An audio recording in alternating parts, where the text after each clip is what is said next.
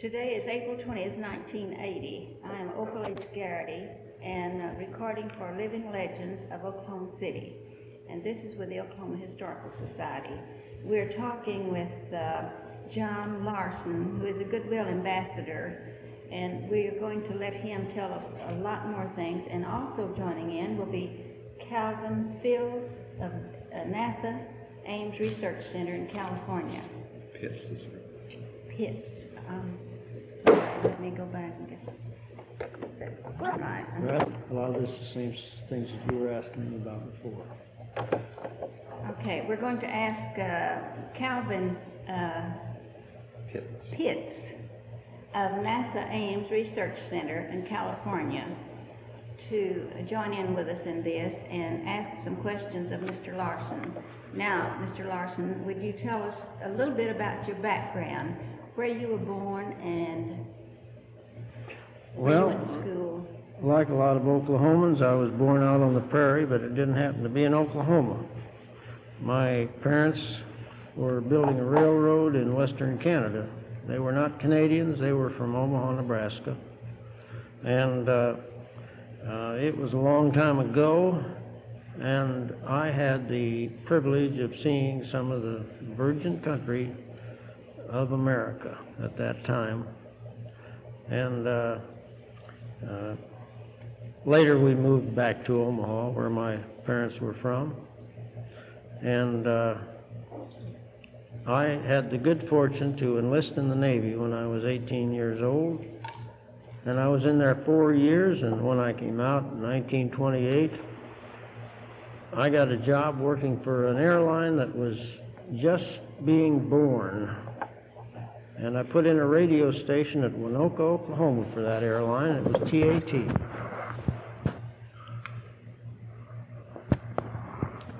Do you think that will take care of it? Or you want to? All right. When did you start into the airfield business? That was in 1929. I went to work for TAT on the 4th day of May, and I installed a radio station at Waynoka, Oklahoma. And that was used for communications with scheduled passenger aircraft. The inauguration of the actual flights was July 8th, 1929. John, what was TAT? TAT was an organization that was established through the efforts of a man named Keyes. And it was in cooperation with the Pennsylvania Railroad and the Santa Fe. The equipment of TAT, to begin with, consisted of 10 tri-motored Fords, which I am quite sure at that time made it the best equipped airline in the world.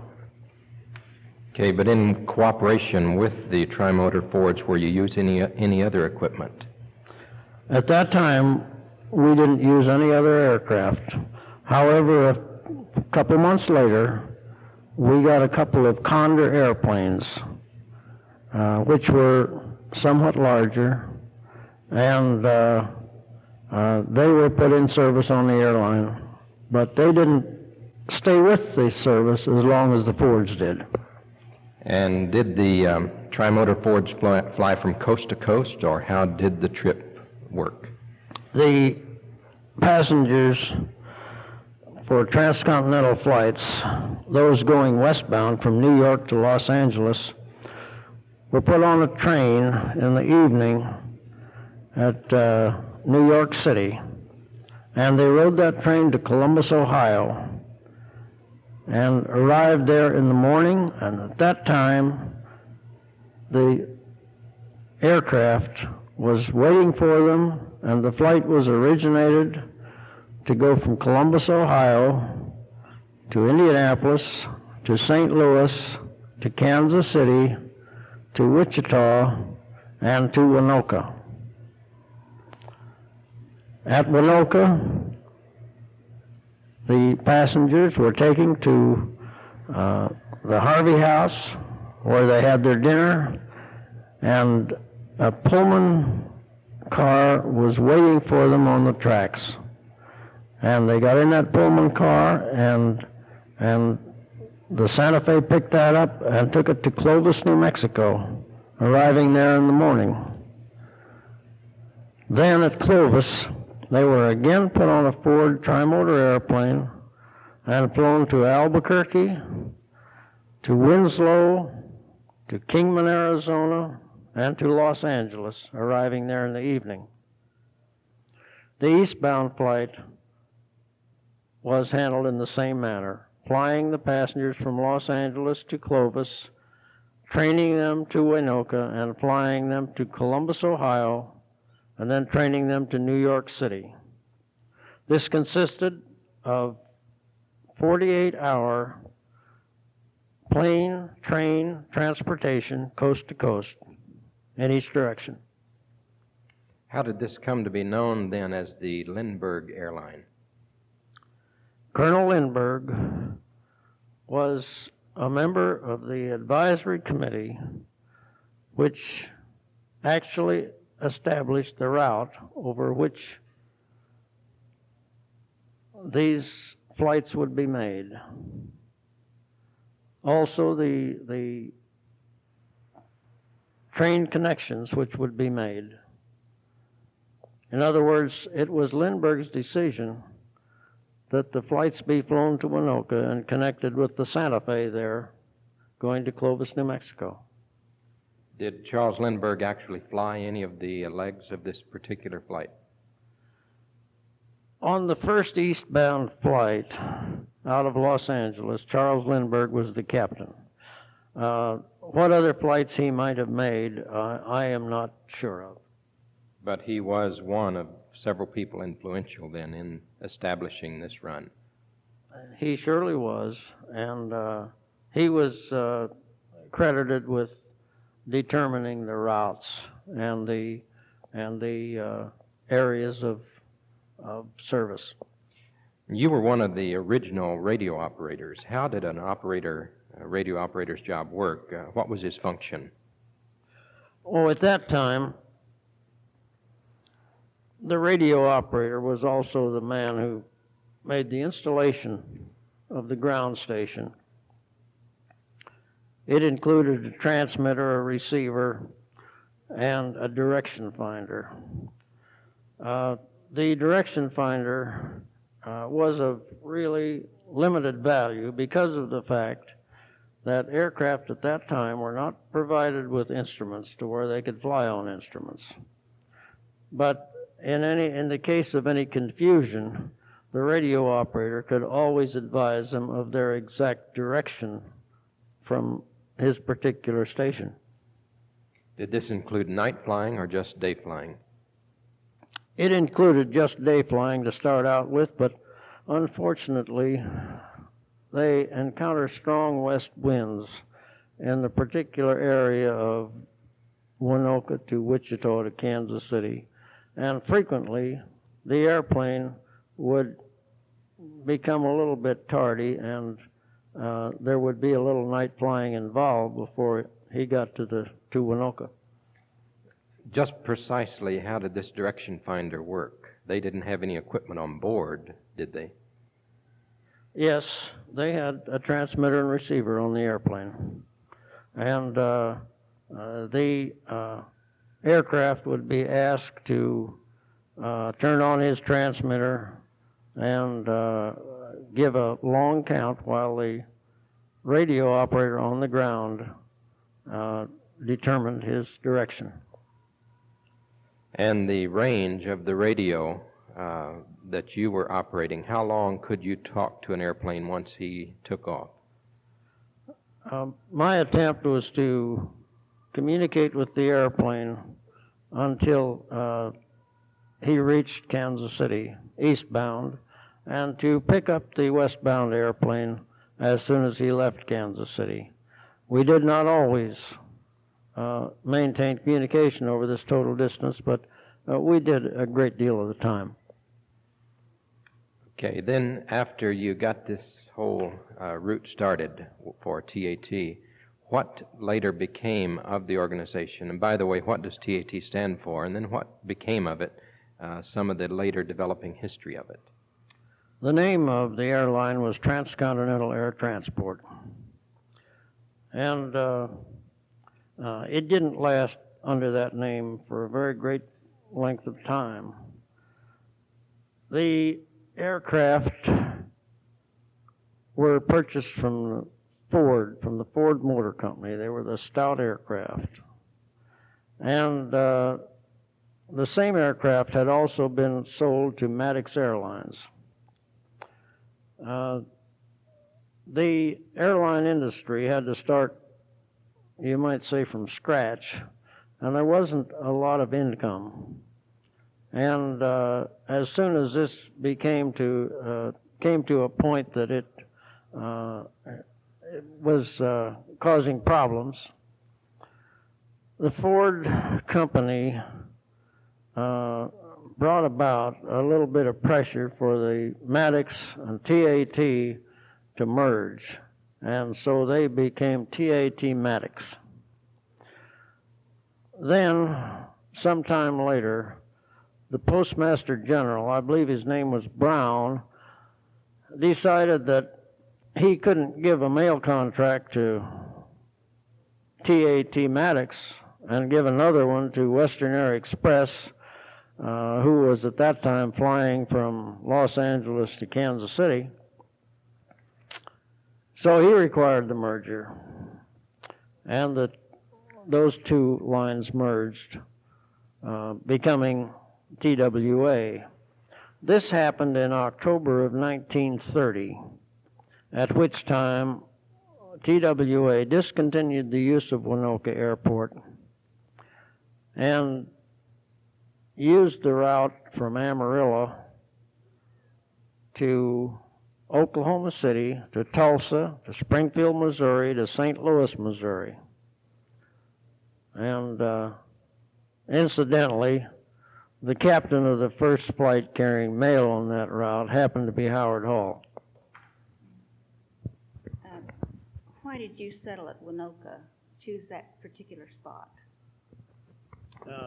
I'm told that Captain Lindbergh decided that would be the place to connect the airline with the Santa Fe. Okay.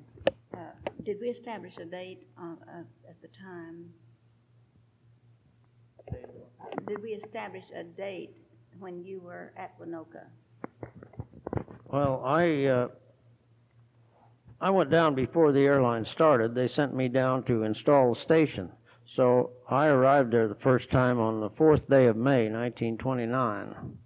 And the actual origin of the operation was on July 8th, 1929.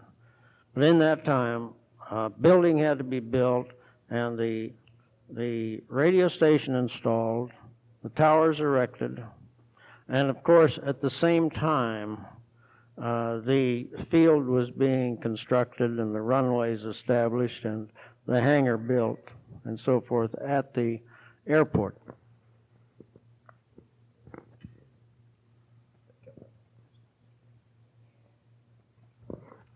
Where is your home now?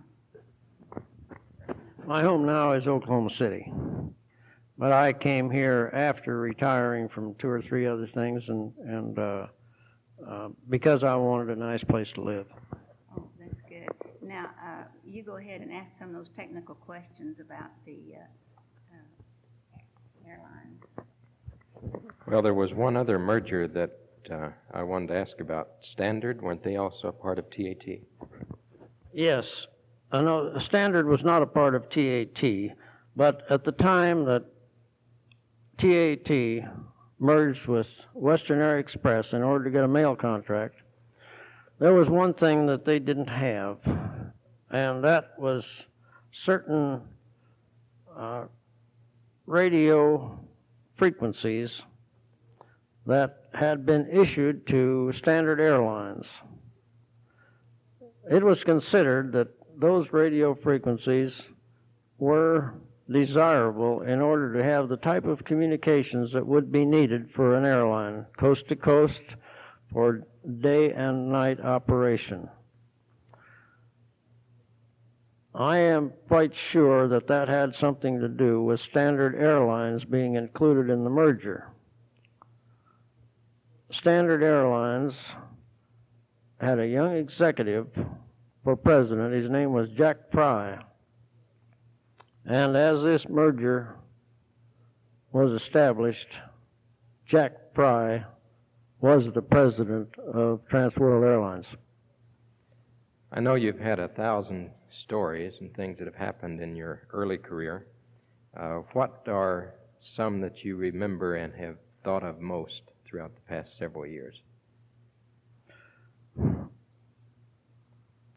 Perhaps the one that was most impressive to me was during World War II, when I was scheduled on a flight from Cairo, Egypt to Habbaniyah Lake, which is about 30 miles west of Baghdad. And after crossing the Jordan River, we entered a sandstorm in which we remained until we were within radio communication distance of Habbaniyah Lake.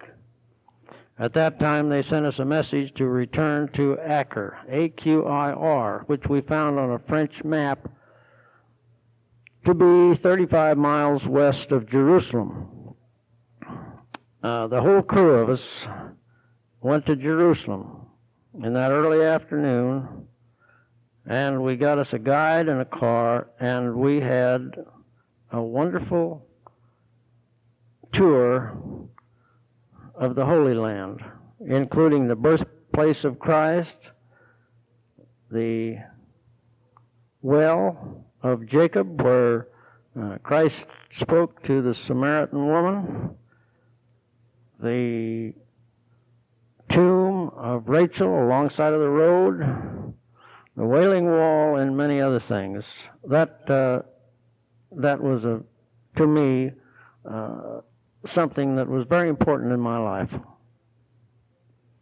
You've had a long career with TAW. You later became a navigator, is that correct? And what kind of planes, what kind of routes did you fly over then? Well, I wasn't a radio operator at the time I was flying. I worked as a radio operator at various stations until World War II came along, and there weren't many air navigators at the time, and I became a navigator. And I first went to Brazil and shuttled the South Atlantic, having breakfast every other morning on Ascension Island. And then I flew all of the routes of TWA. That wartime operation was in some airplanes that they had taken from TWA, and then the DC-4 came along, and we flew DC-4s quite a bit of the time. And then after the war was over, TWA operated international routes with Constellations, and then with jet aircraft, the 707. Well, after a long career in aviation, you're back in Oklahoma. What particular magic does Oklahoma have that has made it contribute so much to aviation history? It's a nice place to live. I agree. Who financed this Waynoka airfield? The Transcontinental Air Transport built it on their own. It didn't cost so much to build an airport then as it does today. I believe that the figure they gave for the cost of building that airport was $225,000, and the cost of the radio station was $25,000. For whom were you flying when you encountered this sandstorm you were talking about? The Army Air Corps. And how long were you in service for the Army? I wasn't in service. We were civilian crews flying Army Air Corps equipment. And the particular airplane that I was on at that time was one which had been owned by TWA and taken over by the Army Air Corps at the beginning of World War II. How do you feel about flying now as compared to when you began flying? I feel that I was fortunate in being involved in the original air transportation of cargo and passengers, and that I was also fortunate in being a part of it during its growth, and the most enjoyable part of it was that it was not a stationary thing. It was alive. We were changing all the time. I had 250 crossings of the Atlantic Ocean on the 707, which made me very happy that I had, from the beginning of aviation until it was really established, I had been able to be a part of it. What was the date that you first piloted a plane, and what type of a plane was it? I'm not a pilot. Oh, you're not? No, I'm not a pilot. I have piloted airplanes, had landings and takeoffs, but I never had a desire to be a pilot. I had a beautiful old friend, Captain P.V.H. Weems, who always interested me in navigation, and that is where my interest lay. And while I have landed little airplanes like Luscombe's and sometimes an Army DC-4, I am not a pilot and have never had a pilot's license. Well, you had to know a great deal about geography to be a navigator, right? And where did you get all that information? Well, most of the information I got was when I was in airplanes going places. And I have studied meteorology, and meteorology is a great portion of navigation. A dear friend of mine from the University of Chicago, Dr. John Bellamy, was one of the greatest students that I have known of meteorology, and he developed what he called pressure pattern flying, and I use that in practice in all of my navigation.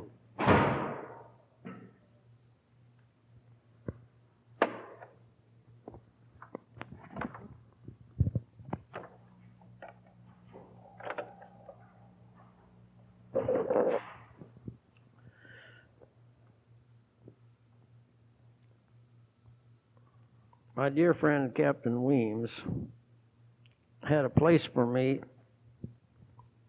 in navigation waiting for me when I retired from TWA in 1965. In fact, before I had even retired, I was already part of a study contract for the Navy that the Weems system of navigation was to make. Captain Schufelt and I prepared a 12-month study of the art of navigation of the Navy's combat ships. A month or two after we finished that study, the Navy decided they wanted some more study programs, and we did another 12 months. That was completed, I believe, in about 1966 or 67. In the meantime, I had been contacted by Captain Weems to moonlight for the instrument division of Lear Siegler in Grand Rapids, Michigan. The first program there was a program to determine the manual navigation which could be accomplished on a near-Earth orbital vehicle. In that I worked with Loren de Groot, a young man who had been a Navy officer, had gone through the University of Michigan on NROTC, and had been a navigator of a destroyer squadron. In our study of that, we had another opportunity which came along to make a round-the-world trip by way of the poles. This was known as the Rockwell Polar Flight. I was chief navigator of that flight. We went out to Honolulu, went over the North Pole to London, down to Buenos Aires, and over the South Pole to Christchurch, New Zealand, and back to Honolulu. We did that in an elapsed time of 61 hours and 27 minutes. And of that time, we spent 51 hours and 27 minutes in the air. We had on board a marine sextant by which we demonstrated the methods which we had prepared for the near-Earth orbital vehicle. Well, those are most interesting things. And what, did you have anything to do with the flight to the moon or any connection whatsoever with that? No, nothing at all. Well, could you tell us anything about the training for that? Do you have any idea? You know, I never got involved with anything like that. My work in connection with this was merely to develop and display methods of using this system. Oh, you've had so many wonderful experiences. How do you cope with retirement now? Well, actually, I don't. My first thought in retirement was in 1971, and I thought of Oklahoma City, so I came out here and bought a house and moved out here. But a year and a half later, I weakened, and I saw an advertisement for electronics technician, and I wasn't sure what that was, but I went down and investigated it. And for the past 7 years, I have been repairing Motorola paging systems, small radio receivers with a paging facility. And I enjoy doing that, and I'll probably do that as long as the Lord gives me the ability to. Well, do you have any other sideline besides your, you might say, moonlighting? Not really. I have never gone into sports very much, and I come from a family that always believed that our first goal should be to work. Well, what got you particularly interested in flying? I guess because it was necessary. Well, surely something, you saw planes, or you saw somebody who was a flyer, or you had dreams or something of that nature. I just happened to grow up at the time that people were flying. I was about 11 or 12, I guess, when World War I came along, and I know at that time Mr. Page was already flying as a pilot. And I lived in Omaha at that time, and I saw a lot of these World War I airplanes flying around, and later people were barnstorming with them. But I I arrived by a different course. I went into the Navy and spent 4 years in the Navy, which time I had a few trips at sea down to Australia and around the East Coast. But as far as flying was concerned, that came to me through my job as a radio operator with Transcontinental Air Transport. Has flying taken you to all of the continents, including Antarctica? Well, I haven't landed on Antarctica, but I've been over the South Pole and over the North Pole, and no, I haven't been to all of them. I've been east as far as India, and west as far as New Zealand. I've been to Australia, but I didn't fly. I was in the Navy when I went there. What is the most interesting country you have visited? Well, it has to be United States, because the others really don't interest me that much. All right. Let us know something about your family, your wife and children, if you have any. Yes, I have a wife, and I have 2 sons. One was born in 1943, and one was born in 1946. The older boy was recently transferred from New York to Atlanta, Georgia. He's an executive with the FAA. And the younger boy is a carpenter.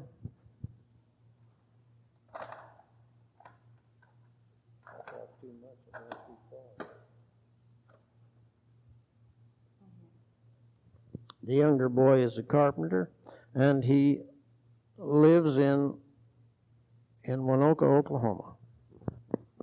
Well, Waynoka must have a particular fascination for the family if he went back out there to settle. Well, my wife was raised in Waynoka. That's the reason. That's a good reason for going back, isn't it?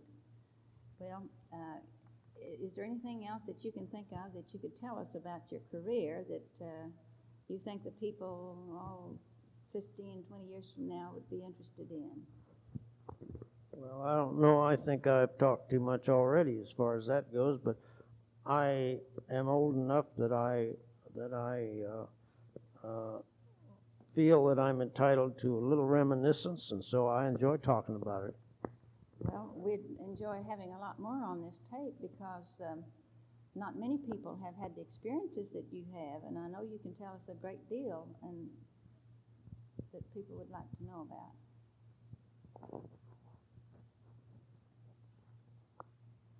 I really don't know what else I can.